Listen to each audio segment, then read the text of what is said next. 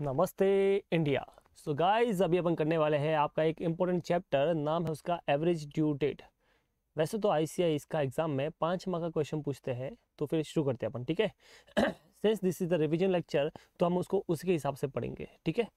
चलो फिर शुरू करते हैं। सबसे पहले चैप्टर का जो नाम है वो नाम देखो क्या है, ये है एवरेज ऑफ ड्यू डेट्स, ठीक है। तो यहाँ पे क्या होगा, तुम्हारे पास में होगी कुछ ड्यू डेट्स। ड्यू डेट्स का मतलब होता है जिस डेट पे तुमको पैसा मिलता है या पे करना पड़ता है, right. That is known as a due date. और हमको क्या क्या करना है, उसका एक एवरेज निकालना है, एक ऐसी ड्यू डेट निकालना पड़ेगा जिसमें शायद कुछ ना कुछ तो होगा। अब क्या होगा वो समझते हैं। तो एक एग्जाम्पल मैं दे रहा हूँ यहाँ पे, देखो। चलो हम क्या करते हैं, यहाँ पे मैं तुमको लेके आता हूँ, तो ये प्यारे से नन्हे से मुन्ने से तुम हो, ठीक है। हाँ, ये गोलू से मोलू से तुम हो, और ये देखो ये खूखार में है। चलो, तो ये तुम हो और ये मैं है। अभी क्या है, तुम मुझे फीस का पेमेंट करते हो, राइट। तो अपने इधर कैसा है, इंस्टॉलमेंट सिस्टम है। तो तुम मान लो तुम मेरे इधर सीए फाइनल में आए या सीए इंटर में आए, और मैंने बोला भाई फीस जो है वो 5 इंस्टॉलमेंट में आपको पे करनी है। तुमने बोला सर 5 इंस्टॉलमेंट में कितना इंस्टॉलमेंट है, मैंने बोला 10,000 पर मंथ। और मान लो तुमने एडमिशन लिया 1 Jan 2022 को, तो पहला इंस्टॉलमेंट 10,000 का आएगा 1 Jan 22 को, सेकंड आएगा 1 Feb 2022 को, फिर थर्ड आएगा 1 March 22 को, फिर आएगा वापस 1 April 2022 को, और फिर आएगा 1 May 2022 को, राइट। इस तरह से आप हर महीने मुझे 10,000 पे करने वाले हो। Every month you will pay 10,000 to me, right. अब तुम क्या बोल रहे हो, सुनना। तुमने बोला सर मेरे पास 50,000 पूरे रुपए है, ठीक है। 50,000 तुम्हारे पास पूरे है, तो तुम बोलते हो सर मैं पूरा 50,000 एक साथ में पे करेगा। मैंने बोला बढ़िया भाई, कर ले, चल आज ही कर ले। तो मैंने आपको आज ही सजेशन करके आज आप ही पे कर लो 1 Jan 2022 को। तुमने बोला नहीं सर, पागल नहीं बनाने का, मैं लास्ट डे पे करेगा, मैं करेगा 1 May 2022 को। तो तुमने बोला 1 May। मैंने सोचा कि भैया जो पैसा मुझे पहले मिलने वाला था अब वो लास्ट में मिल रहा है, तो ये तकलीफ है कि नहीं है। मैं बोलेगा नहीं भाई, नहीं भाई, अपने को चाहिए कि 1 Jan को पे करे। तुमने भी सोचा कि भैया जो पैसा मैं पहले बाद में पे करने वाला था अभी उसको मैं आज पे कर रहा हूँ, तो ये सही नहीं है। तो तुम भी अड़ गए, मैं भी अड़ गया, दोनों अड़ गए अपन, ठीक है। तुमने बोला मैं बाद में करेगा, मैंने बोला अभी कर भैया, तो सॉल्यूशन ही निकाल रहा है। तो हम क्या करते हैं, क्योंकि अगर तुम लेट करते हो तो मुझे नुकसान है, और तुम जल्दी करते हो तो तुम्हें नुकसान है, तो दोनों कहीं ना कहीं नुकसान हो रहा है। तो हम क्या करते हैं, एक ऐसी डेट निकालेंगे जिसमें 50,000 पूरा पेमेंट होगा, बट जिसमें ना तो आपको नुकसान होगा ना मुझे नुकसान होगा, मतलब बीच का date, and that is known as a average due date. तो ये देखो, ये वाला जो डेट है this is known as a average due date. तो जो भी बीच का डेट होगा जिसमें ना तो आपको नुकसान है ना मुझे नुकसान है, उसी को अपन बोलेंगे एवरेज ड्यू डेट। क्या ये आपको समझ में आया? यस। तो देखो क्या होता है, नॉर्मली ऐसा होता है कि तुमको एक पर्टिकुलर टाइम में पेमेंट करना पड़ता है या पैसा मिलता है। अगर उस डेट के बाद में तुम पेमेंट करोगे या दोगे या मिलेगा, तो आपको इंटरेस्ट भी मिलेगा या देना पड़ेगा, राइट।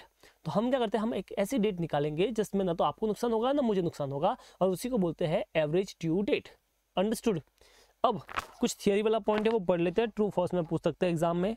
तो चलिए यहाँ पे देख रहे हैं, यहाँ पे देखिए use of average due date कहाँ पे होता है, ये आपको पढ़ना चाहिए, ठीक है। एग्जाम में ट्रू फॉल्स में पूछ सकता है आपको। तो यहाँ पे देखिए क्या है। सबसे पहले नॉर्मली जो यूज होता है ना वो यहाँ पे होता है for calculating the interest on the drawing of the partner. जब पार्टनर बार बार विड्रॉल करता है तो उसका जो इंटरेस्ट निकालना है उसमें तो एवरेज ड्यू डेट काम आती है। तो एग्जाम में ट्रू फॉल्स में ये आ सकता है कि इंटरेस्ट ऑन ड्रॉइंग में एवरेज ड्यू डेट का यूज होता है, ट्रू और फॉल्स, तो ट्रू। उसके बाद for settling the account between the principal and agent, तो जहाँ पे प्रिंसिपल और एजेंट यानी कंसाइनर कंसाइनी के बीच में होता है तो वहाँ पे भी ये काम आ सकता है, तो वहाँ पे भी एवरेज ड्यू डेट काम आ सकता है, ट्रू है।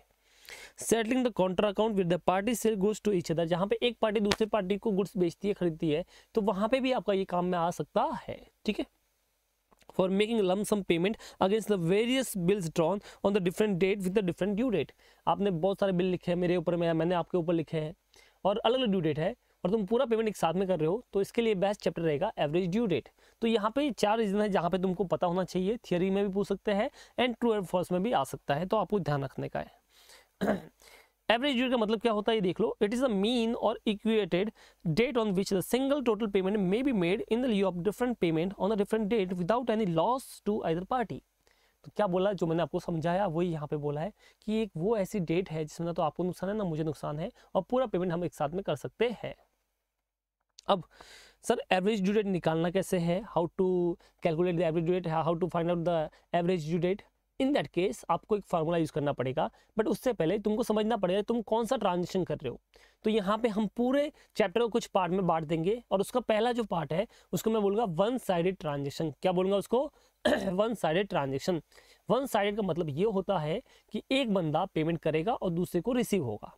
समझ में आया? यानी तुम मुझे गुड्स बेचोगे तो मैं तुमको पेमेंट करेगा, बात खत्म। अंडरस्टूड? तो एक बंदा रिसीवर होगा, एक बंदा पेयर होगा, बस खत्म, इतनी सी बात है। ठीक है, अब in that case one sided में आपको एक फॉर्मूला यूज करना है, average due date equal to base date plus minus total of the product divide by total of the amount. अब सर ये बेस डेट क्या होता है? तो देखो आपके पास अलग अलग डेट होगी, अलग अलग ड्यू डेट्स भी होगी, तो आप उस ड्यू डेट में से कोई भी डेट मैंने क्या बोला ध्यान से सुनना, कोई भी डेट आप सेलेक्ट कर सकते हो एज अ बेस डेट, मतलब जहां से तुम शुरू करने वाले हो उसे बोल सकते हो बेस डेट। अब for the purpose of calculation हम क्या करेंगे, हम सबसे बेस्ट करेंगे कि जो पहला ड्यू डेट होता है ना, अर्लीस्ट ड्यू डेट, पहला मतलब अर्लीस्ट मतलब जो सबसे पहले आएगा वो वाला ड्यू डेट लेंगे। रीजन ये है कि बाद में आपको क्या कैलकुलेशन में इजी रहेगा, अदरवाइज तुमको प्लस माइनस करने में दिक्कत हो जाएगा। तो इसके लिए जो भी अर्लीस्ट ड्यू डेट होगा वो हम लेने वाले हैं। ठीक है, तो जो पहला ड्यू डेट आता है वो आप ले लो। उसके बाद करना है टोटल ऑफ द प्रोडक्ट करना है, ये प्रोडक्ट कैसे निकलेगा वो भी समझेंगे, और divide by total of amount जो दे रखा है वो तो हो जाएगा। तो ये फॉर्मूला यूज करना है। अब जब भी आप ये सिलेक्शन करें ना ड्यू डेट का, तो यहाँ पे लिखा है कि आपको अर्लीस्ट वाला ड्यू डेट सेलेक्ट करना है, ये बेस्ट है। इसके अलावा जब आप डेज निकालोगे, क्या निकालोगे? डेज। तो तुमको क्या करने का है, जो भी तुम्हारी ड्यू डेट है वहां से बेस डेट तक के डेज निकालने। तो फॉर एग्जाम्पल मेरा ड्यू डेट कल का है और मेरा बेस डेट आज का है, तो कितने दिन का गैप हुआ बताओ? एक दिन का सर, बराबर है। मतलब अगर मैं तुमको बोलूँ तुमको कल पेमेंट करना है, आज मैंने तुमको बोला तुमको कल पेमेंट करना है, ठीक है, तुम कल पेमेंट नहीं करते हो तो कितना दिन का डिले होगा बताओ? सर एक दिन का, राइट। इसका मतलब जब आप डेज निकालते हो तो आपको या तो आज का दिन है ना वो छोड़ देने का है, और वो दिन का जो कल वाला डेट है वो पकड़ लेने का है। अंडरस्टूड? आप दोनों नहीं कर सकते, आप ऐसा नहीं बोल सकते कि सर आज और कल मिला के 2 दिन का डिले हो गया। नहीं भैया, आज तो बोला है ना, तो आज का दिन नहीं कंसिडर करते, कल से लेंगे अपन। अंडरस्टूड? तो वो एक बोलता है एक ही दिन लेना आपको। उसके बाद अगर ड्यू डेट तुम्हारा कभी फ्रैक्शन में आया तो आप उसको राउंड अप कर लो, मतलब 0.5 के आया तो आगे कर लो, और 0.5 से नीचे आया तो आप पीछे चले जाओ, राइट। उसके अलावा अगर तुम ड्यू डेट पे पेमेंट करते हो तो कोई दिक्कत नहीं है, बट अगर तुम ड्यू डेट के बाद में पेमेंट करोगे तो यू हैव टू पे द इंटरेस्ट, और अगर तुम जल्दी पेमेंट करोगे तो आपको रिबेट मिल जाएगा। ठीक है, मतलब फायदा मिल जाएगा, ये ध्यान रखने का है। चलो फिर, अब अगर तुम्हारा बिल दे रखा है, क्वेश्चन में ध्यान से पढ़ना कि सेल है कि बिल है। अगर बिल दे रखा है तो you have to add 3 grace days, ठीक है, जैसे बिल ऑफ एक्सचेंज में होता था वैसा ही। और अगर उसकी ड्यू डेट के दिन पब्लिक हॉलीडे आता है तो एक दिन पहले, और उसकी ड्यू डेट पे नेशनल हॉलीडे, इमरजेंसी हॉलीडे आता है, नेशनल हॉलीडे होता है एक दिन आगे, और अगर इमरजेंसी हॉलीडे होता है इन दैट केस आपको एक दिन पीछे जाने का है। अंडरस्टूड? नाउ क्या होता है, कभी कभी बिल जो होता है ना वो लिखा होता है कि डेट एट साइट। क्या लिखा होता है? Date at sight. इसका मतलब जिस दिन आप दोगे उस दिन पे करना पड़ेगा, तो उसमें वो 3 डेज का ग्रेस पीरियड कॉन्सेप्ट नहीं आएगा। तो अगर एग्जाम में बिल दे रखा है और लिखा है कि ये बिल जो है ना पे एट साइट है, तो एट साइट दे रखा है मतलब आपको उसमें ग्रेस डेट वगैरह कुछ ऐड नहीं करना है, जिस दिन ड्यू डेट है उस दिन पेमेंट हो जाएगा, राइट। चलो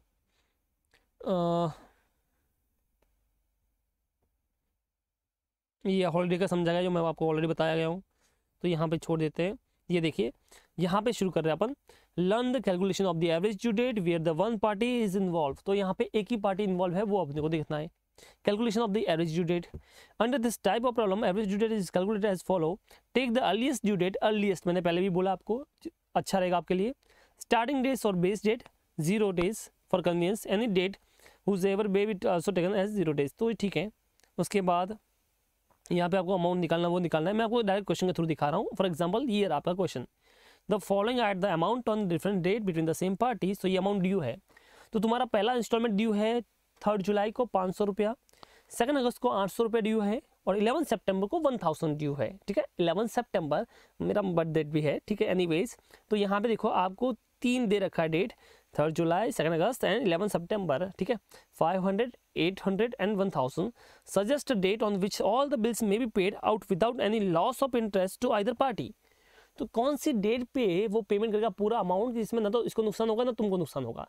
तो ये कैसे किया जाए, तो यहाँ पे अपने को निकालना होगा एवरेज ड्यू डेट। तो सबसे पहले काम ये करना है, आपको लेना है ड्यू डेट, तो सबसे पहले क्वेश्चन के हिसाब से डेट और अमाउंट लिख दो, और फिर अपन लिखेंगे यहाँ पे क्या लिखेंगे, ड्यू डेट। तो ये देखो मैंने लिखा ड्यू डेट, सबसे पहले ड्यू डेट लिखो। क्या ड्यू डेट है बताओ, 3 जुलाई, 2 अगस्त, 11 सितंबर। यहाँ पे कोई बिल वगैरह नहीं है तो कोई चेंज नहीं होने वाला है, सेम आएगा। अभी अमाउंट आ गया 500, 800, 1000। अब मैंने बोला कि आपको यहाँ पे लेना पड़ेगा बेस डेट। क्या लेना पड़ेगा, बेस डेट, और उस बेस डेट से अपन निकालेंगे डेज। क्या निकालेंगे, डेज। तो अभी अपने को निकालना है number of days from base date, that is 3 जुलाई। तो 3 जुलाई तुम्हारे लेंगे। अभी मुझे बताओ 3 जुलाई से 3 जुलाई कितना दिन हो गया, 0 दिन सर। आज पेमेंट करना था, आज ही किया, कितना डिले हुआ, 0 दिन सर। तो यहाँ पे ये 0 आ गया। बट यहाँ पे देखो 3 जुलाई से बेटा 2 अगस्त तक, मुझे बताओ 3 जुलाई को तुम्हारा ड्यू डेट, मतलब तुमने ये बेस डेट लिया है, तो 3 जुलाई से लेकर 2 अगस्त तक कितना दिन होता है। तो अभी डेज कैसे निकालते हैं वो देख लो, ठीक है। बार बार नहीं समझाऊंगा, एक बार समझा रहा हूँ, अच्छे से समझ लेना क्योंकि रिविजन लेक्चर है। तो यहाँ पे देखो तुम्हारे पास जुलाई में बेटा, जुलाई में यू हैव 31 डेज, पता है ना। अरे वो बचपन वाला करना नहीं समझ में आया तो जैन, फेब, मार्च, अप्रैल, मई, जून, जुलाई, बराबर ना, ये वाला।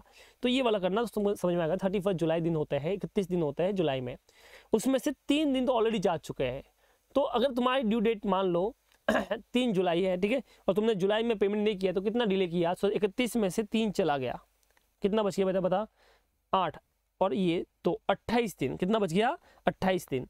अभी अगस्त के 2 दिन और लेंगे, तो अगस्त के 2 दिन ले लो, तो 2 दिन वो हो गए एक्स्ट्रा, तो टोटल मिला के कितना दिन हो गया, 30 डेज। तो इस तरह से 30 डेज आ गया। क्या ये तुमको समझ में आया, अंडरस्टूड। अभी बात करना है आगे आपको, 3 जुलाई से लेकर 11 सितंबर तक कितना दिन होता है, चलो बताओ। तो देखो बड़ा सिंपल है सर, यहाँ पे देखो मैं स्क्रीन पे लिख रहा हूँ, जुलाई के अपने पास बचते हैं 28 दिन, अगस्त आ गया पूरा, अगस्त में भी होते 31, ठीक है, और सितंबर, हाँ अगस्त में 31 होते, ध्यान रखना, जुलाई और अगस्त दोनों में 31 होते हैं, ध्यान रखना हमेशा। सितंबर में होते हैं 30, बट 30 तक जाना क्यों है, 11 सितंबर को हमारा दिन आ गया है तो 11 ले लो। तो यहाँ पे देखो कितना हो गया, 0 और 7, 70 डेज। तो ये 70 डेज हो गया। अभी आपके पास में अमाउंट है, आपके पास में नंबर ऑफ डेज है, दोनों को मल्टीप्लाई कर दो, that will be known as a product.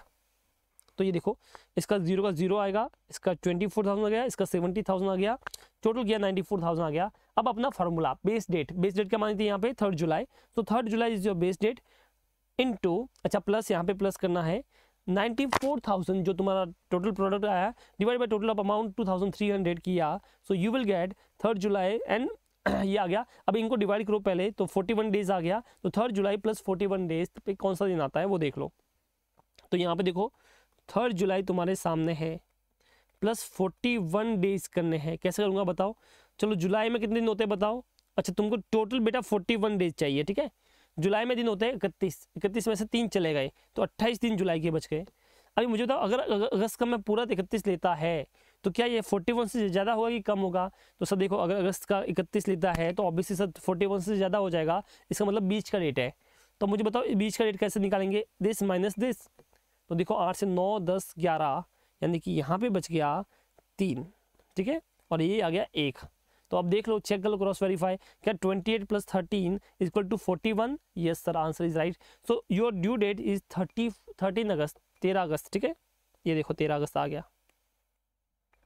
क्या ये तुमको समझ में आया। तो 13 अगस्त एक ऐसी डेट है जिसमें तुम पेमेंट करोगे तो सामने वाले को मिल जाएगा, कोई दिक्कत नहीं है। अगर उसके लेट करोगे तो नुकसान है, उससे जल्दी करोगे तो फायदा है। इस तरह से तुम्हारा काम हो जाएगा।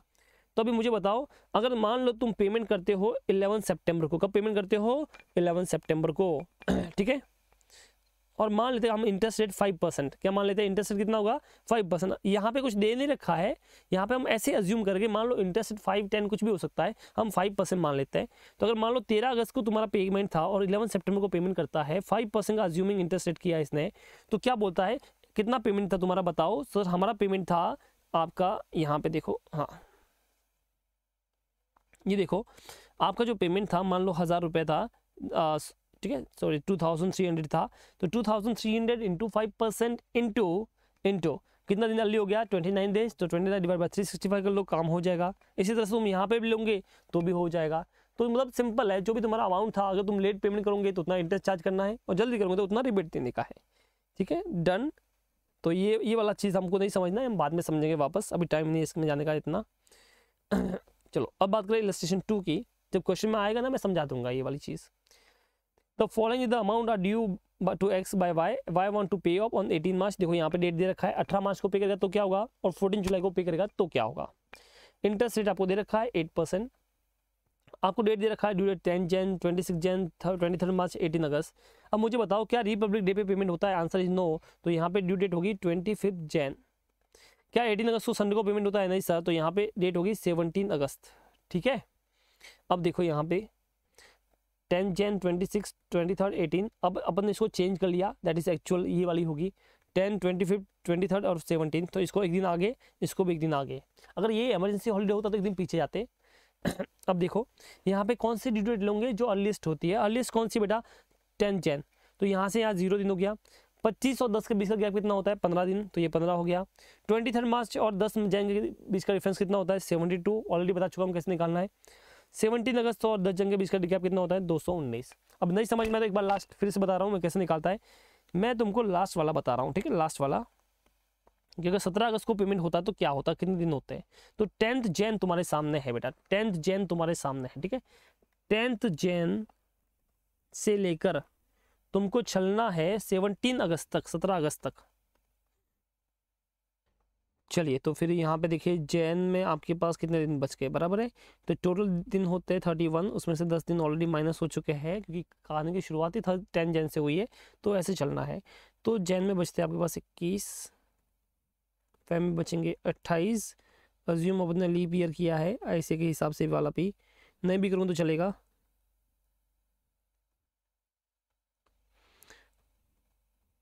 मार्च 31, फिर अप्रैल 30, फिर मई 31, फिर जून 30, फिर जुलाई 31 और अगस्त के अपन पूरे नहीं लेंगे। 31 में से 17 अगस्त की बात करनी है, तो 31 माइनस 17, 17 नहीं करना सॉरी, यहाँ पे सिर्फ आपको 17 दिन ही लेने हैं क्योंकि लास्ट 17 अगस्त की बात करनी है, तो 17 दिन ही लेंगे।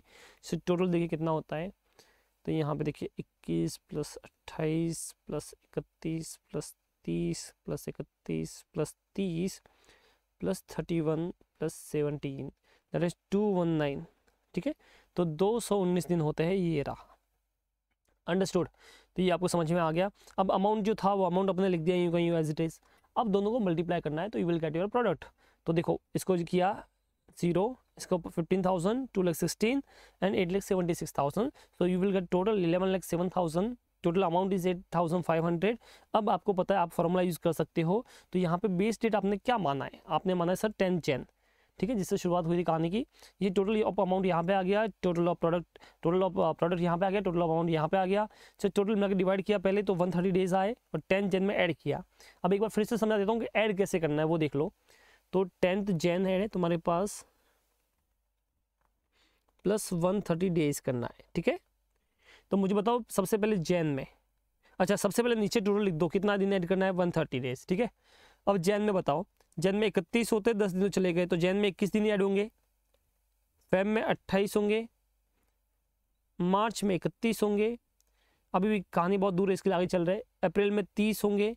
तो देख लो 3, 3, 6, 7, 8, 9, 10, अभी भी थोड़ा दूर लग रहा है। तो एक बार चेक कर लेते हैं। 130 में से माइनस करो 21, माइनस करो 28, माइनस करो 31 और माइनस करो 30, तो 20 दिन ही बचते हैं। तो यहाँ पे सिर्फ बैलेंसिंग फिगर 20 दिन आ गया। तो ये जो है ये मई है, मई का 20, तो इसका मतलब आपका ड्यू डेट कौन सा आएगा? मई 20। तो ये देखो 20 मई आ गया। क्या ये आपको समझ में आया? तो इस तरह से तुमको आगे बढ़ने का है।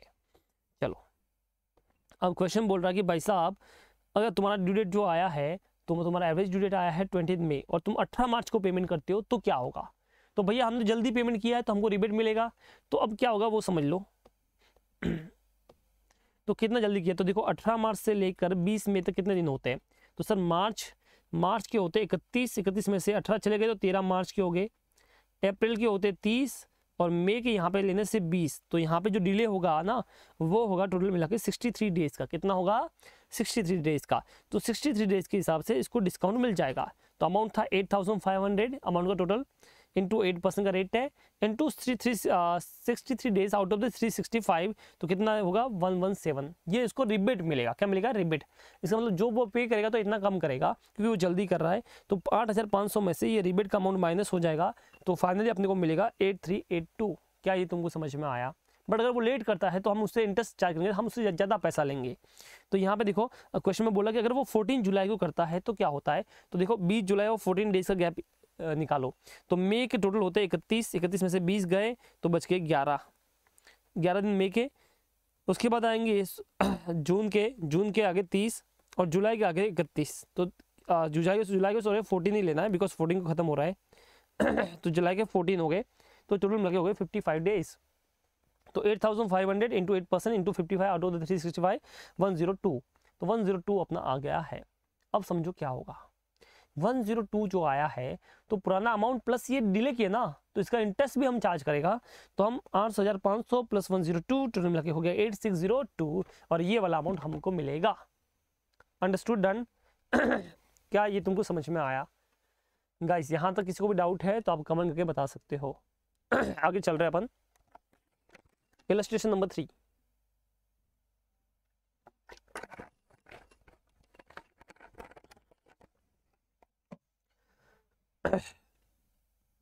Calculate the average due date from the following information. इस बार पहली बार बिल आए, 2 क्वेश्चन जितने भी किए थे उसमें बिल नहीं था। अब बिल के केस में 2 चीज़ हो सकती है। पहला कि अगर आपको ड्यू डेट दे रखी है तो क्या, अगर क्वेश्चन में ड्यू डेट दे रखी है तो आपको कुछ निकालना नहीं है, उससे कम चल जाएगा। बट क्वेश्चन में ड्यू डेट नहीं दे रखी है तो आपको निकालनी पड़ेगी। और बिल में जब भी ड्यू डेट निकालते हैं then you have to add grace days. तो यहाँ पे देखो ड्यू डेट दे रखी है, निकालनी है, सब निकालनी है, तो यहाँ पे ग्रेस डेज ऐड करना पड़ेगा। तो अगर 10 अगस्त है और 3 महीने के बाद का बिल है तो 10 अगस्त से लेकर 3 महीना करो कितना होता है। तो अगस्त से सितंबर, सितंबर से अक्टूबर, अक्टूबर से नवंबर। पर क्या 10 नवंबर आएगा, 3 दिन एक्स्ट्रा मिलेगा, 3 डे एक्स्ट्रा, तो 10 और 3 13 नवंबर बराबर है। उस दिन कुछ भी नहीं था, ना हॉलीडे था, ना तो कुछ सडन इमरजेंसी थी, कुछ भी नहीं था। तो यहाँ पे डेट आएगी 13 नवंबर, तो ये ड्यू डेट आएगी तुम्हारी 13 नवंबर। क्या ये तुमको समझ में आया? अंडरस्टूड। तो यहाँ पे ये प्लस 3 डेज एक्स्ट्रा भी ऐड किए हैं, तो ध्यान रखना। सेम का सेम अक्टूबर 22 से लेकर 60 डेज, तो अक्टूबर 22 से 60 डेज तुमको काउंट करना पड़ेगा। तो अक्टूबर के देखो 31 में से 22 चले गए तो बचे हुए डेज हो गए। फिर आगे चलो नवंबर के पूरे आ जाएंगे और दिसंबर के बचे हुए यानी जो डेट होंगे वो आ जाएंगे। सो वहाँ पे 3 एक्स्ट्रा ऐड करना, यू विल गेट 24 दिसंबर। इसी तरह से सेम का सेम यहाँ पे देखो दिसंबर से जैन और फेब और 3 एक्स्ट्रा 7 फेब ये आ गया।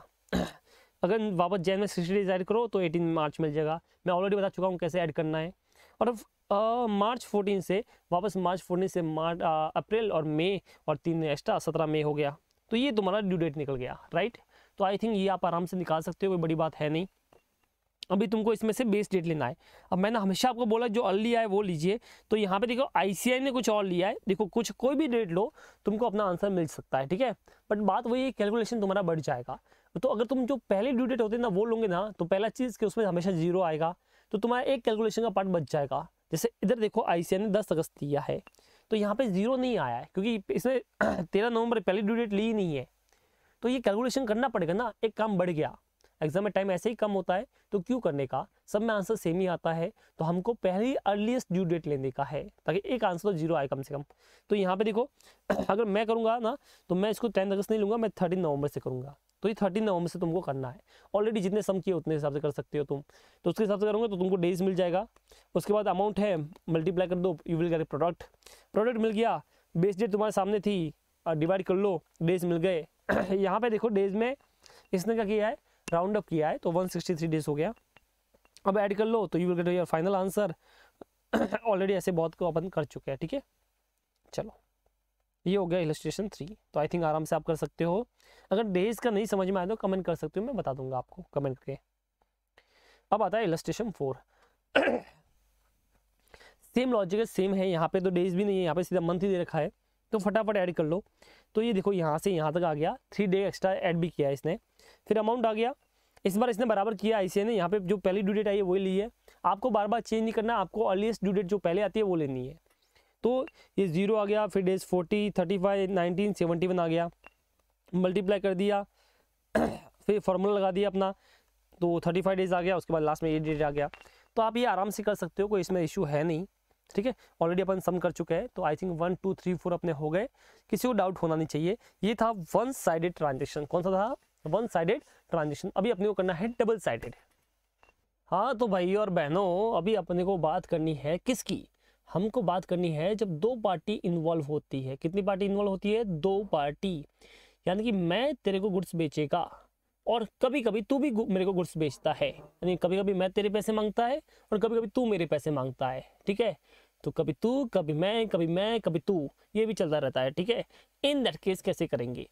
तो सर यहाँ पे हमको एक फार्मूला यूज करना पड़ेगा, चेंज करना पड़ेगा। Base date plus minus difference of product और डिफरेंस ऑफ अमाउंट, क्योंकि यहाँ पे दो अमाउंट है और दो डेट होगी, तो हमको क्या करना पड़ेगा? दोनों का अलग अलग करना पड़ेगा। तो जो ए बी को सेल कर रहा है और बी जो ए को कर रहा है, दोनों का अलग करना पड़ेगा। तो एक क्वेश्चन के थ्रू समझते हैं अपन। Two trader X and Y buy goods from one another, each allowing the other 1 month credit। तो यहाँ पे एक महीने के बाद तुम्हारी ड्यू डेट आएगी। At the end of the 3 month, the account ended as follows: goods sold by X to Y, X ने वाई को बेचा, ठीक है। तो इसका मतलब एक्स ने वाई को बेचा तो एक्स को पैसा मिलेगा और वाई का पेमेंट होगा। Goods sold by Y to X, तो यानी वाई ने बेचा है तो वाई को पैसा मिलेगा, एक्स का पेमेंट होगा। Calculate date upon which the balance should be paid that no interest is due either to X और वाई। अब देखो यहाँ पे हम दो पार्ट में बांटेंगे, एक्स टू वाई और वाई टू एक्स, ठीक है। But since this is the only one question, यहाँ पे बेस डेट दो नहीं हो सकती, क्योंकि मैंने फार्मूला दो नहीं बताया, मैंने फार्मूला एक बताया। Base date plus minus difference of product divide by difference of amount.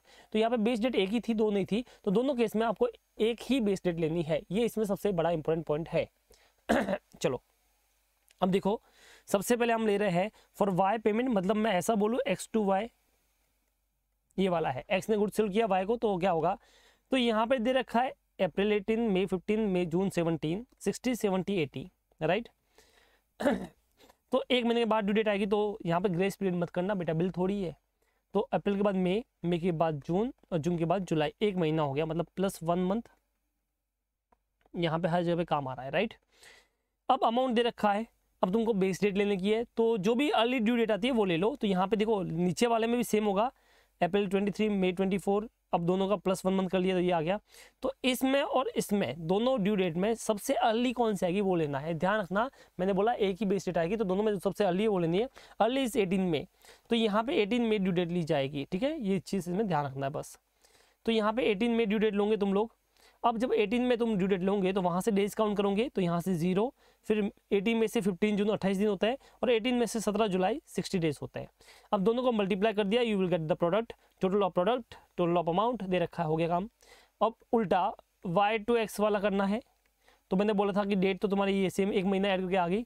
अब यहाँ पे जो अमाउंट है ये दे रखा है, अभी जो डेट लेनी है, डेट यहाँ पे बेस डेट वही चलेगी बेटा जो पहले थी, यानी बेस डेट जो तुम्हारी है वो 18 मई ही होगा, वो ध्यान रखना। तो 18 मई से 23 मई कितना आएगा? 5 दिन, और 18 मई से 24 जून तक आएगा 37 डेज, ओके। एग्जाम में क्या होता है, जल्दबाजी में तुम क्या करते हो, तुम यहाँ पे सासुरा 23 मई ले लेते हो। हाँ, तुम क्या ले लेते हो? 23 मई, जो कि गड़बड़ हो जाता है। जब तुमने 23 में ली, तो जब फार्मूला यूज़ करोगे तो कौन सा लोगे बताओ, सोच के बताओ। नहीं कर सकते ना, दो रेट आ जाएगी, तो नहीं होता, दो रेट नहीं कर सकते। अब यहाँ पे देखो मल्टीप्लाई किया, then you will get the total amount and total product, दोनों मिल गया अपने को। और बस फिर क्या, अब अपना फार्मूला यूज़ होगा, बेस डेट प्लस माइनस, तो डिफरेंस ऑफ प्रोडक्ट, तो ये डिफरेंस ऑफ प्रोडक्ट आ गया, डिफरेंस ऑफ अमाउंट, ठीक है। तो ये देखो डिफरेंस ऑफ प्रोडक्ट जो है, दोनों गैप जो है दैट इज 4650, और डिफरेंस ऑफ अमाउंट जो है वो है 108। तो हमको base date plus minus difference of product divide by difference of amount लेना है, तो ये कर लिया, तो आ गया 43 डेज। कितना आ गया? 43 डेज। अब बेस डेट अपने सामने थी, उसमें 43 डेज ऐड कर लो, तो 18 मई में 43 डेज ऐड किया, you will get 30 June, that is your average due date, ठीक है, डन। अब इसको कितना पे करना पड़ेगा मुझे बताओ? 210 वो मांग रहा है, 102 ये मांग रहा है, तो नेट कितना मांग रहा है? 108, तो आपको 108 पे करना पड़ेगा। तो ये भी आंसर एग्जाम में लिखना है। अगर आप एग्जाम में सब सॉल्व करते हो बट ये नहीं लिखते हो, तो आपका शायद 1 मार्क कट सकता है, और अपने को इसमें से 5 में से 5 लेके आने का है, एक भी मार्क्स नहीं कटाने का है। तो आपको एग्जाम में ऐसा लिखना पड़ेगा कि on the due date that is your 30 June, कौन किसको पे करेगा? Y has to pay to X ₹108 to clear the account. ये हमेशा आपको लिखने का है, ठीक है। चलो done. Now illustration number 6, Manoj had the following bill receivable and bills payable against Sohan. ये आपके बिल्स पेबल और बिल रिसीवेबल है, मतलब सेम बंदे से पैसा आ भी रहा है, सेम बंदे को पैसा देना भी है, दोनों हो रहा है। तो बिल रिसीवेबल अलग बनेगा, बिल्स पेबल अलग से बनेगा, राइट। ड्यू डेट दे नहीं रखी तो ड्यू डेट निकालनी पड़ेगी। पहले बिल रिसेबल ले लेते हैं, तो हमने पहले बिल रिसेबल लिया, तो पहले ये बिल रिसेबल है, इसका जो डेट होगा ये दे रखा है, बट इसका टेन्योर अलग है, तो हम इसका नया ड्यू डेट निकाल देंगे, तो हम इसके हिसाब से ड्यू डेट निकाल देंगे और 3 डेज ग्रेस पीरियड भी ऐड करेंगे। कितना? 3 की 4 3, ठीक है। तो ये कर लिया, ये आ गया अपना। देख लो जैसे फॉर एग्जांपल 1 जून से लेकर 3 महीना, तो जून से जुलाई, अगस्त एंड सितंबर और 3 दिन एक्स्ट्रा, तो टोटल मिला के हो गए तुम्हारे 4 सितंबर। तो ये 4 सितंबर आ गया। फिर 8 सितंबर, 12 जुलाई, 14 अगस्त और 23 सितंबर, राइट, ये आ गया तुम्हारा। इसी तरह से नीचे निकाला तुमने बिल्स पेबल का, तो इसका ड्यू डेट ये आ गया। अब तुमको यहाँ पे नंबर ऑफ डेज निकालना है, जैसे लास्ट समय निकाला था। बट वेट भाई साहब, मैंने बोला हमेशा अर्लीस्ट ड्यू डेट, मैंने ऐसा नहीं बोला जो पहले आता है सीक्वेंस वाइज वो, नहीं मुन्ना, अर्लीस्ट ड्यू डेट का मतलब होता है जो पहले आता है वो। अब यहाँ पे देखो इस बार सीक्वेंस थोड़ा चेंज है, गौर से देखो मुन्ना, गौर से। 4 सितंबर, 8 सितंबर, 12 जुलाई, ये उल्टा हो गया। 14 अगस्त उल्टा हो गया, फिर सितंबर, तो ऐसा ऊपर नीचे दे रखा है। तो मुझे बताओ इस पूरे सम में क्योंकि एक ही बेस डेट लेना है, हु इज द अर्लीस्ट? तो सर इस सब में सबसे अर्लीस्ट ध्यान से देखोगे तो 12 जुलाई है, जो इधर भी है और इधर भी है। नहीं भी हो तो चलेगा, 2 जगह पे नहीं भी होगा तो कोई दिक्कत नहीं है। दोनों जितनी भी ड्यू डेट है सब में अर्लीस्ट कौन सी है, सबसे पहले कौन आता है बताओ। अगर मैं तुमसे पूछूं जुलाई पहले आएगा कि दिसंबर पहले आएगा? जुलाई पहले आएगा ना भैया, बस। तो यहाँ पे देखो, यहाँ पे तुम्हारी बेस डेट दिस वन है 12 जुलाई, ठीक है। तो यहाँ से यहाँ पे 0 डेज है, बट आप 4 सितंबर करो तो जुलाई से सितंबर कितना दिन होता है? 54। 12 जुलाई से 8 सितंबर कितना होता है? 58 डेज। 12 जुलाई से 14 अगस्त कितना होता है? 33 डेज। और 12 जुलाई से 23 डेज कितना होता है? 73 डेज। इस तरह से कर लो। फिर वापस सेम वही 12 जुलाई से 1 अगस्त कितना दिन होता है? 12 जुलाई से 7 सितंबर और 12 जुलाई से 12 जुलाई। अब आपने अमाउंट दे रखा था, ये आपको गिवन था, दोनों का मल्टीप्लाई किया, you will get the product, और आपने प्रोडक्ट निकाल दिया। अब दोनों का डिफरेंस, इसका और इसका डिफरेंस निकाला, that is called difference of product, और इन दोनों का डिफरेंस निकाला, that is called difference of amount, और फिर डिवाइड कर लिया, तो you will gate 76.5। Round up करना पड़ेगा, 0.5 में हमेशा आगे बढ़ो, 80 हो जाएगा। अभी 12 जुलाई जो तुम्हारी डेट थी, एवरेज ड्यू डेट, वहाँ से लेकर 80 दिन होते हैं 30 सितंबर को ख़त्म। कब होते हैं? 30 सितंबर को डेज निकालना सिखा दिया, बार बार नहीं सिखा सकता, रिवीजन लेक्चर है, समझो। 30 सितंबर हो गया। 30 सितंबर को आपको 3000 रुपीज़ जो बैलेंस और डिफरेंस ऑफ अमाउंट था, अमाउंट मतलब ये वाला कि इसका टोटल और इसका टोटल अमाउंट का, वो वाला आप पे कर लोगे, ठीक है। किसको पे करना है? मनोज को, और हिसाब खत्म, डन। ये होगा आपका डबल साइडेड। सेम का सेम इलस्ट्रेशन 7 भी दे रखा है, ठीक है। आई थिंक इसमें कोई प्रॉब्लम नहीं होगा। इसमें नेशनल हॉलीडे और इमरजेंसी हॉलीडे आया है, तो एक दिन आगे एक दिन पीछे लेना है, और कुछ भी नहीं है। तो देख लो इलस्ट्रेशन 7 भी आप। मिस्टर कपूर कपूर कपूर, ठीक है। यहाँ पे कपूर दे रखा है, बिल रिसेबल, बिल्स पेबल, 1 मई, 19 जून, 25 जून, 7 जुलाई, 14 सितंबर। ये अमाउंट सारा दे रखे हैं, ये टेन्योर है। इसका मतलब ड्यू डेट निकालना पड़ेगा, ग्रेस डेट भी ऐड करना पड़ेगा। पर अगर उस दिन पे अगर इनमें से कुछ भी आ गया तो आपको एक दिन आगे या पीछे जाना है। नेशनल हॉलीडे पता होता है तो एक दिन आगे बढ़े, मतलब अगर तुम्हारी ड्यू डेट 15 अगस्त आ रही है तो 14 अगस्त लेना, पर 24 जुलाई आ रही है तो पता नहीं होता है तो एक दिन बाद में चलना, मतलब 25 जुलाई लेना। और 10 सितंबर संडे को पता होता है तो 9 सितंबर लेने का। क्या ये समझ में आया? तो सबसे पहले इनकी ड्यू डेट निकालो। तो ये देखो, ये ड्यू डेट आ गई सारी, ठीक है। उसके बाद इसकी भी ड्यू डेट आ गई। अब इसमें 2 जगह पे गड़बड़ हुई है, तो वहाँ पे हमने सही भी किया है इसको, ठीक है। कब गड़बड़ हुई है वो देख लो। तो 1 मई से लेकर 3 महीना, तो मई से जून, जुलाई, अगस्त और 3 दिन 4 अगस्त, कोई दिक्कत नहीं है, सीधा हो जाएगा। 19 जून से 2 महीना, तो 19 जून से जुलाई, अगस्त, ओके, और 3 दिन 19 से 20, 21, 22, कोई दिक्कत नहीं है।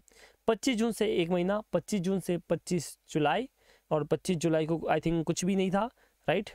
और पर 3 दिन एक्स्ट्रा पीरियड भी है, तो 25 जुलाई से अगस्त, 25, 26, 27 और 28, तो 28 भी आ गया, कोई दिक्कत नहीं है, इन तीनों में कोई दिक्कत नहीं थी। 7 जुलाई से यहाँ पे देखो, 7 जुलाई से 2 महीना, तो जुलाई से अगस्त, सितंबर और 3 दिन एक्स्ट्रा ऐड किया, तो यहाँ पे 10 सितंबर आ गया। इधर आया है 10 सितंबर, तो मुझे बताओ अगर 10 सितंबर आया है तो हम कौन सा डेट लेंगे? 9 सितंबर। तो यहाँ पे 10 सितंबर आया था तो हमने एक दिन एक्स्ट्रा ले लिया। 14 जुलाई से 2 महीना, तो जुलाई से अगस्त और सितंबर और 3 दिन एक्स्ट्रा, तो 14 में 3 दिन एक्स्ट्रा गया, 17 सितंबर आ गया, ठीक है। इस तरह से अपना काम हो गया। अब यहाँ पे देखो बिल्स पेबल का 11 में से 60 दिन आप ले लो, तो उसमें जो भी डेटा आएगा वो तुम उस हिसाब से निकाल सकते हो। उसके बाद 25 जुलाई यहाँ पे आ गया है। उसके बाद 14, यहाँ पे देखो थर्ड वाले में तुम्हारे, इस वाले केस में यहाँ पे देखो, इस वाले केस में आपका आ रहा है 15 अगस्त, तो इस भाई साहब ने लिया है 14 अगस्त, ठीक है। तो अब मैंने बोला एक दिन आगे आना एक दिन पीछे जाने का है, तो वो आपको ध्यान में रखने का है बस, ठीक है। जब भी 24 जुलाई आएगा तो आप 25 जुलाई ले सकते हो, तो यहाँ पे 24 जुलाई आता है तो इसने 25 जुलाई ले लिया। तो इस तरह से आपको डेज निकालना है, ठीक है। 3 दिन का ध्यान रखना है बस।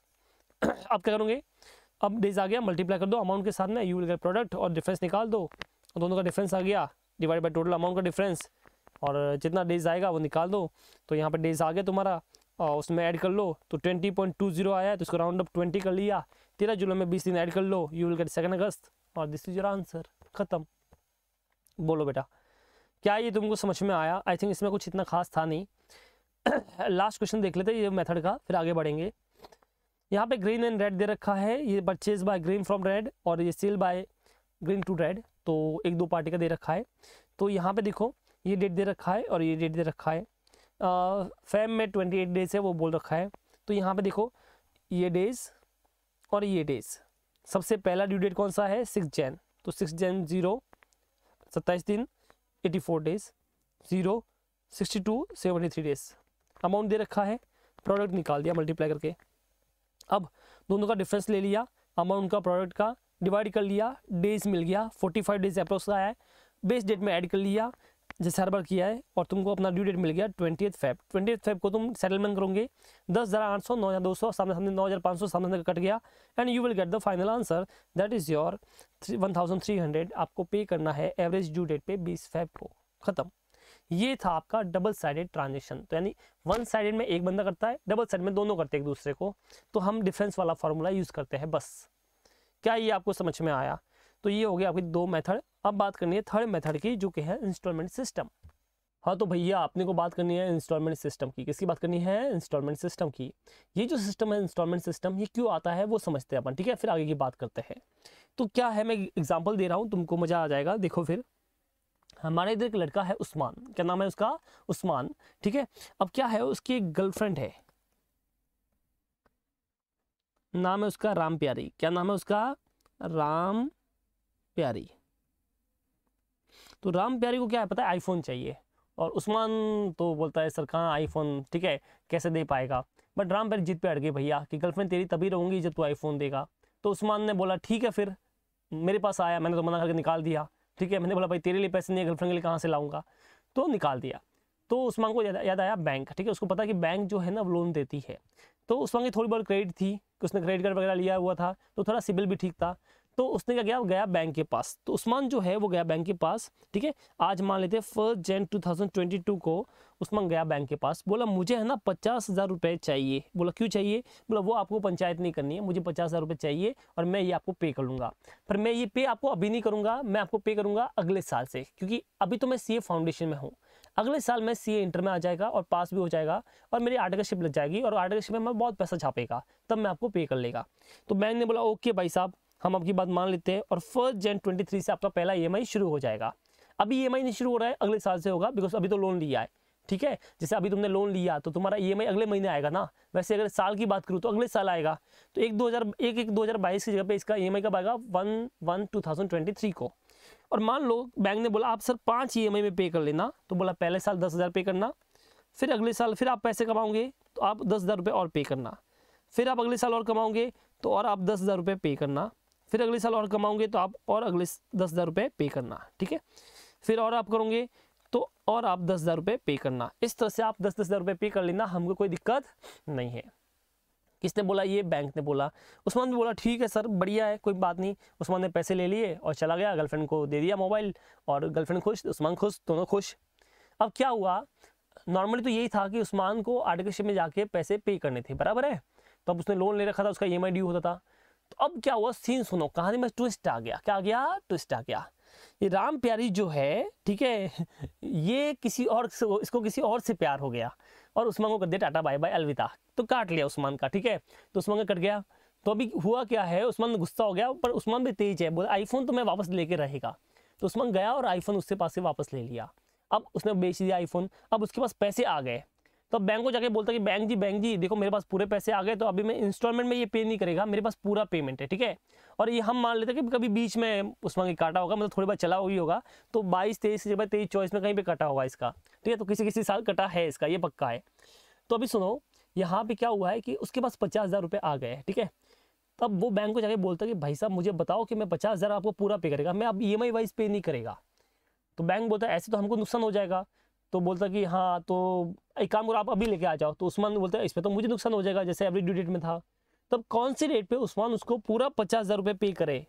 चलो समझो बीच में पैसा आया है तो उस्मान EMI में पे नहीं करना चाहता, अभी पूरा पेमेंट एक साथ में करना चाहता है। तो कौन सी डेट पे ऐसा पूरा पेमेंट करे कि अब ना तो उस्मान को नुकसान होगा ना बैंक को नुकसान होगा, और उसी को बोलते हैं एवरेज ड्यू डेट। क्या बोलते हैं उसको? एवरेज ड्यू डेट इन इंस्टॉलमेंट सिस्टम। क्या ये तुमको समझ में आया? डन। बस तो अपना फॉर्मेट वही है, बेस डेट लेने का तुमको प्रोडक्ट वाला और total product divide by total amount, ठीक है। अब यहाँ पे तुम देखो ICN ने इसमें 2 वे से क्वेश्चन सॉल्व किए। पहला वाला वो वे है जिसमें इसका इंस्टॉलमेंट जो है ना वो इक्वल रहता है, और दूसरा वे वहाँ पे है जहाँ पे इंस्टॉलमेंट इक्वल नहीं रहता है। 2 वे है अपने पास। तो जो इंस्टॉलमेंट इक्वल रहता है उसमें तो ICN ने डायरेक्ट सिंपल एवरेज से किया है, और जहाँ पे इंस्टॉलमेंट इक्वल नहीं रहता वहाँ पे फिर वही जो अपना पहले यूज़ किया था वही यूज़ किया है। हम क्या करेंगे, हम एक ही मेथड फॉलो करेंगे, हम 2 अलग अलग नहीं करेंगे। 2 क्यों याद करें, यहाँ पे एक याद करना मुश्किल होता है तो 2 कैसे करेंगे। तो हम एक ही सिस्टम याद करेंगे जो पहले सीखा है वही। तो यहाँ पे देखो 10,000 रुपये दास ब्रदर ने टू कुमार एंड सन से लोन पे लिए है, जो कि 2015 is repayable in 5 equal annual installment commencing on 1 Jan 2016। तो 10,000 रुपये लोन लिए हैं आपने 1 Jan 15 को, और उसका EMI जो है वो शुरू होगा अगले साल से 1 Jan 2016 से। आपको बोला कि एवरेज ड्यू डेट निकालो, और साथ ही बोला कि 5% का इंटरेस्ट रेट है तुम्हारा, ठीक है। तो अब मुझे बताओ कैसे क्या करना है। तो ये वाला आप छोड़ दो, जो अपन ने सीखा वही करते हैं। मैंने यहाँ पे आपके लिए करके दे रखा है।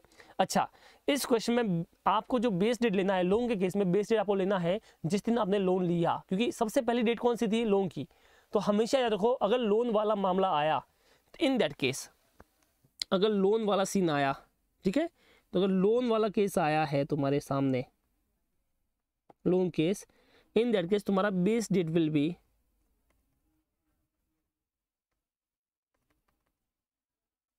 कौन सा डेट होगा बताओ? Date of loan. तो आपको हमेशा डेट ऑफ लोन लेना, क्योंकि वही सबसे अर्ली हुआ है, ठीक है। तो यहाँ पे आपको हमेशा कौन सा लेना है? डेट ऑफ लोन लेने का है। तो मुझे बताओ इस केस में लोन कौन सा डेट पे लिया है? 1 Jan 15 को। तो यहाँ पे देखिए आपकी ड्यू डेट आपको दे रखी है, इंस्टॉलमेंट मैंने बता दिया 10,000 है, 5 इक्वल इंस्टॉलमेंट है, तो कितना होता है 10 डिवाइड बाय 5, 2,000 रुपये। तो 2,000 हर साल पे करेगा। अब यहाँ पे आपको लेना है बेस डेट। क्या लेना है? Base date. मैंने बताया यहाँ पे बस बेस डेट 1 Jan 15 होगा। तो 1 Jan 15 से 1 Jan 16 1 साल होता है, 1 Jan 15 से 17 2 साल होता है, 18 तक 3 साल, 19 तक 4 और 20 तक 5 साल। अब हम क्या करेंगे, इन दोनों को मल्टीप्लाई कर देंगे। सो 2,000, 4,000, 6,000, 8,000 और 10,000 आ गया। अब प्रोडक्ट का टोटल तुम्हारे सामने है, इंस्टॉलमेंट भी तो है तुम्हारे सामने।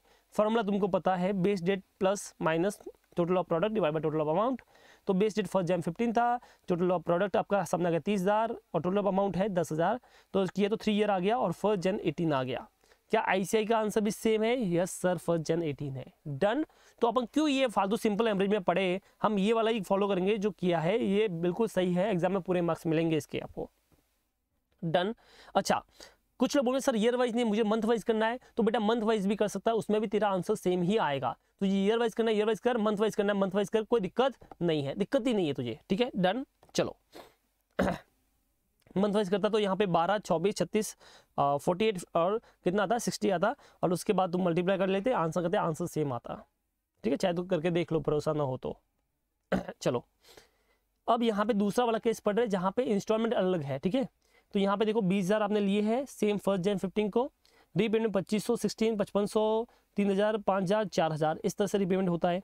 और ये बोलता है इस बार रेट है जो है वो 10% है, ठीक है। अच्छा, उससे पहले इंटरेस्ट रेट दे रखा था वो भी याद कर लेते हैं कि यहाँ पे क्वेश्चन में बोला है कि अगर मान लो तुम्हारा यहाँ पे ड्यू डेट आया 1 Jan 18, तो अगर उसको पूरा पेमेंट करना है तो 1 Jan 18 को करेगा।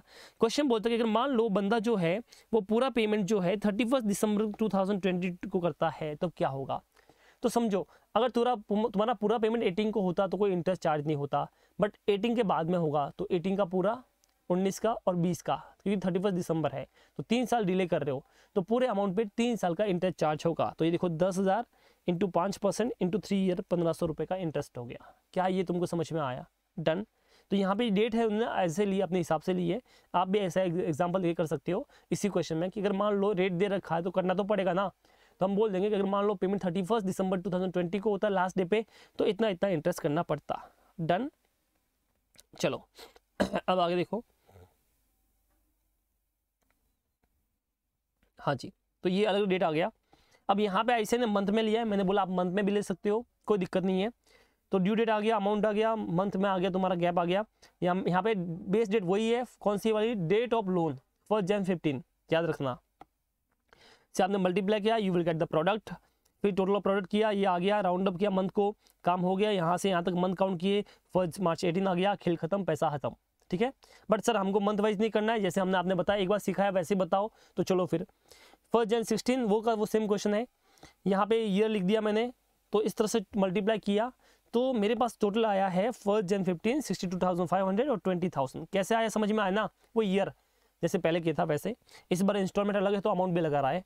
अब मुझे बताओ डिवाइड किया तो मेरे पास 1 Jan 15 प्लस 62,500 20,000 करो तो 3.125 ईयर आ रहा है। अब सर ईयर में करते तो ये दिक्कत होती है ना सर, ऐसा ईयर आता तो कैसे करने का, कोई बात नहीं बेटा, 1 Jan 15 तो पूरा है, प्लस क्या 3 साल तो पूरे हैं, हाँ सर 3 साल पूरे हैं, बस प्रॉब्लम हो रही है 0.2125 की, तो इसको बेटा मंथ में कन्वर्ट कर लो, तो इंटू 12 मंथ कर लो, एक साल में 12 महीने होते हैं तो इसको मंथ में कन्वर्ट कर लो, ठीक है। तो 1 Jan 15 प्लस 3 ईयर प्लस इसको करोगे तो तुम्हारा आंसर आता है, एक सेकंड देख लेते हैं अपन,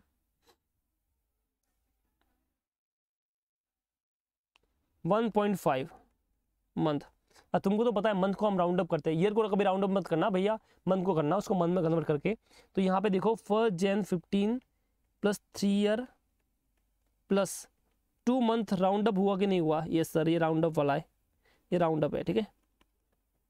तब मुझे बताओ यहाँ से डेट आती है 1 March 2018, राइट, 3 साल 15 से 16 17 18 और 2 महीने, तो 1 March 18 आ गई, तो 1 March 18 is your due date. Let's check with the ICAI answer जो उसने किया है, तो तुमको समझ में आ जाएगा। So here is your answer 1 Jan 2018 सी, सॉरी 1 March 2018, और अपना भी आया था 1 March 2018, right. So this is your answer, ठीक है, डन। अभी क्या बोल रहा है कि अगर तुम 1 March 2018 को नहीं करते, थोड़ा लेट करते हो, इन दैट केस क्या होगा, तो बस तो बचे हुए जो इतने महीने हैं उतने का इंटरेस्ट पे करना है। तो यहाँ पे बचे हुए जो महीने हो गए उसका इंटरेस्ट पे कर लीजिए। किधर गया, एक सेकंड,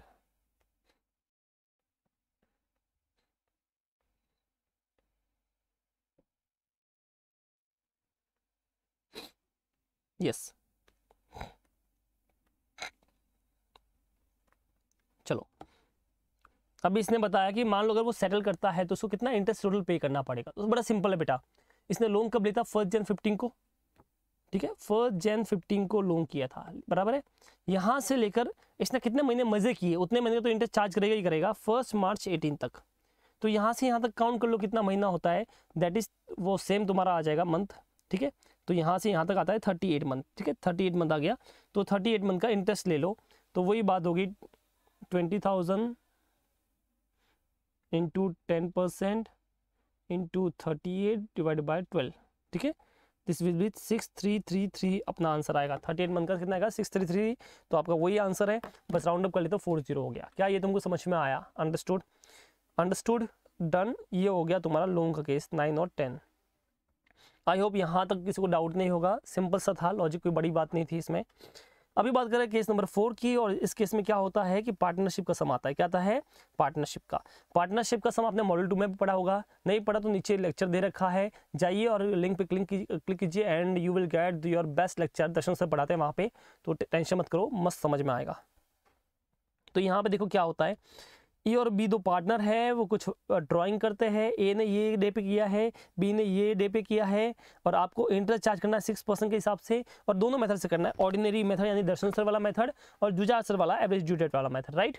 ऑर्डिनरी मेथड में दर्शन सर सिखाया था आपको कि देखो क्या होता है कि तुमने जब ड्राइंग किया है 5 से लेकर ईयर एंड तक तुमने उसको पे नहीं किया वापस, तो तुमको उतना महीने का इंटरेस्ट चार्ज होगा। तो दर्शन सर ने बताया था अगर तुमने 500 रुपये लिया है, ठीक है, ये देखो 500 रुपये लिया, 1 जुलाई को लिया है और 31 मार्च को खत्म होता है, तो जुलाई से लेकर मार्च तक मजे किए उस पैसे के, तो उतने महीने का इंटरेस्ट लाओ। तो देखो 9 मंथ का ये इंटरेस्ट आ गया।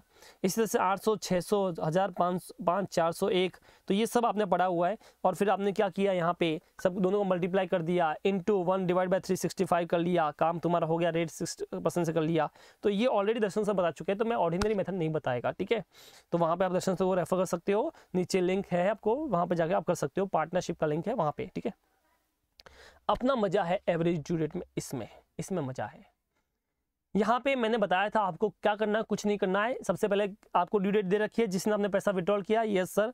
अमाउंट दे रखा है, यस सर। एक बेस डेट मान लो जो सबसे पहले आती है, ठीक है। तो इसमें बेस डेट मान ली, ये देखो इसमें सबसे पहले बेस डेट 1 जुलाई है। 1 जुलाई मान लिया, 0348 मल्टीप्लाई कर दिया, आंसर निकाल दिया। ये आगे ड्यू डेट आ गई 14 अक्टूबर। अब 14 अक्टूबर से लेकर 31 मार्च तक पे नहीं किया है तो कितना डिले हुआ? तो सर 17 अक्टूबर से लेकर 31 मार्च तक जितना दिन होता है उसका इंटरेस्ट निकाल देंगे।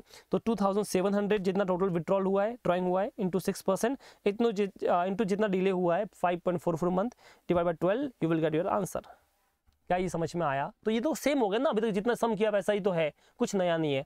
इसी तरह से बी का भी निकाल दो, 1 जुलाई 30 सितंबर के हिसाब से कर लो, ये हो गया। अब मुझे बताओ क्या इसमें बेस डेट आपको सेम रखनी है कि अलग अलग रखनी है? तो यहाँ पे देखो, यहाँ पे बेस डेट का ऐसा कोई रूल नहीं है, बिकॉज ए अलग पर्सन है, बी अलग पर्सन है, तो यहाँ पे एक दूसरे से ए बी नहीं कर रहे, तो आप बेस डेट अपने हिसाब से कुछ भी मान सकते हो, राइट। तो अपने हिसाब से आप बेस डेट ले लीजिए। तो यहाँ पे देखिए जैसे इसने बेस डेट यहाँ पे 12 जून ली है, तो उसके हिसाब से आप कर सकते हो। सेम लॉजिक पे ये क्वेश्चन भी हो जाएगा, डन, ठीक है। उसके बाद लास्ट क्वेश्चन दे रखा है, आई थिंक इसमें कुछ प्रॉब्लम है नहीं, यहाँ पे पूरा दे रखा है आपको, तो वही जितना अभी तक किया है उसके हिसाब से आप आराम से इसको कर सकते हो कि ये ड्यू डेट दे रखी है, ये अमाउंट दे रखा है, आपने इसको बेस डेट मान लिया। अब हर डे को यहाँ से डेज निकाल दिए, मल्टीप्लाई कर दिया, टोटल कर दिया, डिवाइड कर लिया, काम खत्म हो गया, दी एंड। तो ये चैप्टर आई थिंक काफ़ी ईजी है। इसमें क्या मिस्टेक होती है हम उसके बारे में बात करेंगे।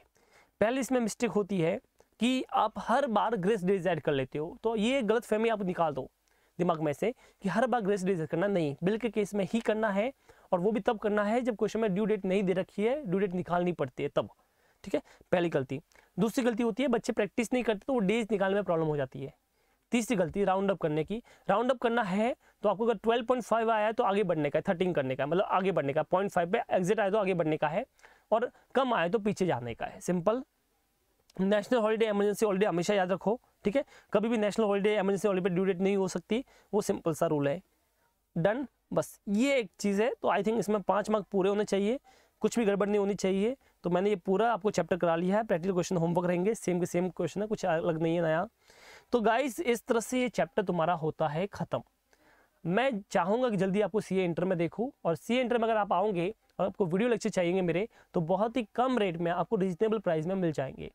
इसके अलावा अगर आपको दूसरे लेक्चर भी चाहिए, ठीक है, इन दैट केस आप नीचे लिंक दे रखा है, उस पर क्लिक कर सकते हो, तो वहाँ पे आपको हमारे रिवीजन लेक्चर मिल जाएंगे, ठीक है। जितने हो सकते उतने मिलेंगे आपको। मेरा मॉड्यूल 1 पूरा है, और दर्शन सर भी अपलोड कर रहे हैं, और बाकी सर भी कर रहे हैं। तो सीए हब के चैनल पे बने रहिए, और चैनल को सब्सक्राइब कीजिए और शेयर भी कीजिए। अगर आपको पसंद आता है तो बदले में कुछ देना चाहते हो तो पैसे नहीं चाहिए बॉस, सिर्फ इस चैनल को सब्सक्राइब कर लो और अपने दोस्तों के साथ शेयर कर लो। थैंक यू सो मच, मिलते हैं अगले वीडियो में, तब तक के लिए अलविदा।